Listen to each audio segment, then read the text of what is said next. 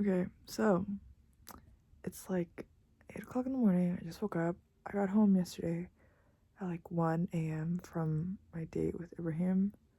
And it's so funny because I like fully went in really, really anxious. I was like, ugh, I don't want to go. Like, why is this man so like weird?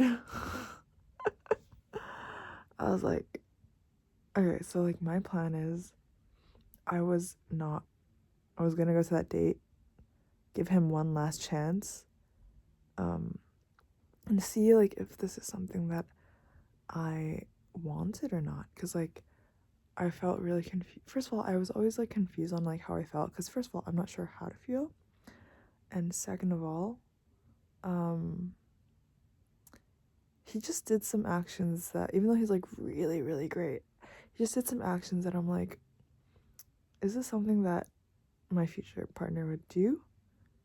No.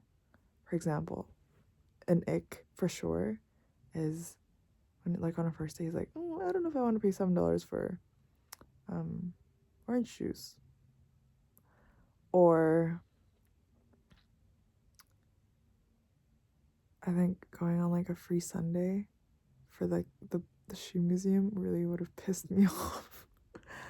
And then this one, like, even though ended up paying, like, he went because he said that like, oh, like, let's get I got free tickets. Like, why would you freaking say free tickets? Like, aren't you gonna make a girl feel special or whatever?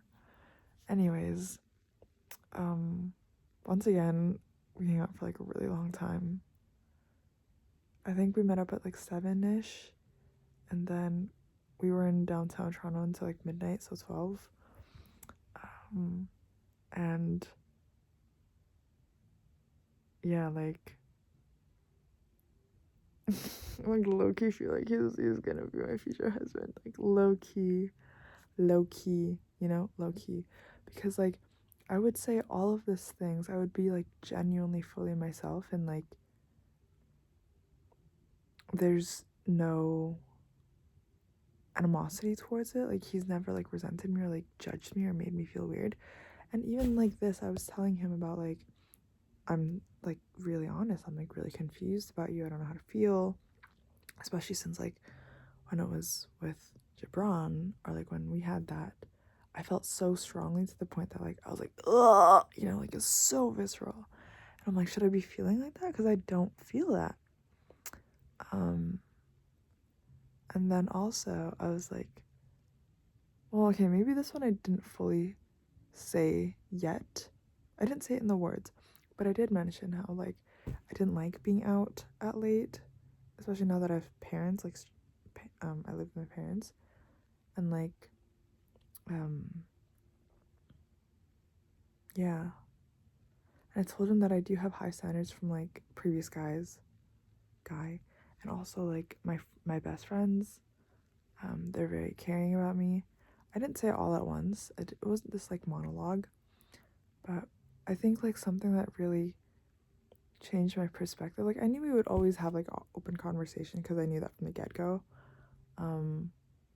But I really liked, like, I think the turning point for him really, well, it was initiated by me obviously because it was my concern, but I like I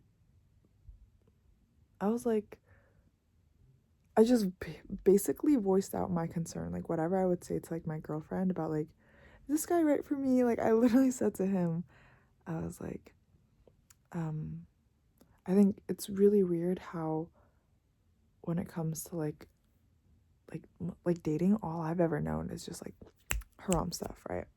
And like for me, it feels a little strange to just like keep this like gap between us. Um and then I told him like I do hug guys, but I'm not gonna hug you because that's like your boundary. That's fine. I respect that. And then I but like back to like when I said I don't want to go out at night, like this late again, his demeanor dropped. It changed, not in a bad way. But he felt really, really guilty. Like, I knew that he, like, didn't realize that this was something to think about. And it's never gonna happen again. But yeah, like, I think, like, from that moment, I was like, okay, like, this could be something, because he was instantly, like, receptive. He was instantly apologetic. He, like, planned better for the future, because he still wants to see me. And then I think, like, that was such a big turning point, because I'm really glad that, like, early on we're still able to have these conversations, like the difficult conversations. And it wasn't easy for me to have. Like, first of all, I wish that I didn't have strict parents. I wish that I could have the freedom that I genuinely wanted. And, like, I don't like seeing him so sad, or, like, so, like, he really felt it. Like, demeanor changed. It was just too much. Like, I had to go to the bathroom. And then right after that, he, like, didn't make me stay too long. He's like, let's get the bill, let's go home. That's a man. And yeah, I think, like, the walk home, it was nice, because, well, he started acting like we were already a couple, and I was like, okay, I'm in for him. Question is he in for me? And I think, like, by the end of, like, it, he was asking about what my love languages are. His are acts of service, physical touch, as well as quality time. Physical touch, I'm just gonna roll my eyes. That's such a guy thing. I don't give a fuck. And then I told him, I was like, yeah, like, our humor is different. Is that like, I'm not, that's, like, another reason why I'm not, like, feeling what I'm wanting to feel. And then I asked him, I was like, you really have no problems about me? Like, I'm, like, listing out everything that I worry about us. He's like, there is this one thing, and it's just this one thing. I was like, what is it? Shoot. He's like, you don't want to stay in Toronto long term, and I do. And I was like, that's it? Like, that's your freaking problem about me? Not that I'm crass. I have no filter, and I just say everything. It's like, what? But it genuinely is a problem for him. And I never, like, I personally can't control, like, jobs. I'm like, of course, ideally, this is something that, I mean, this is a long-term problem, right? If it ever gets to this point. But I told him, like, the last thing I want is, like, you choosing Toronto because it's all you've ever known. You know, the world is so much bigger, and you can try living in different places. But for me, I do value adventure, and I've always known that one day I will come back to Canada, but like, while we're young, while we have no responsibilities, just go do random shit. And then he's like, yeah, but I don't want you to resent me one day when, you know, things aren't what they want. And I said, aren't what you want. And I said, I feel like maybe resentment comes from, like, a lack of communication. Because you're open with what you want, I'm telling you what I want. And he's like, that too, but it's still something that you want. But I said, okay, this one clearly is not figured out. But I was like, I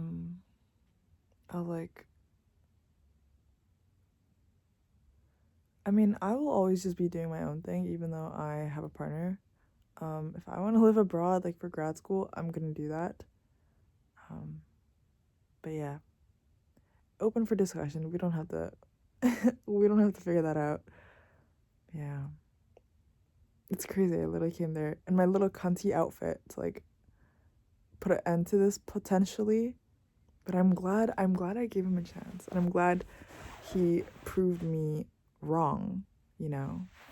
And hopefully he's more receptive now. If not, I will call him out on that.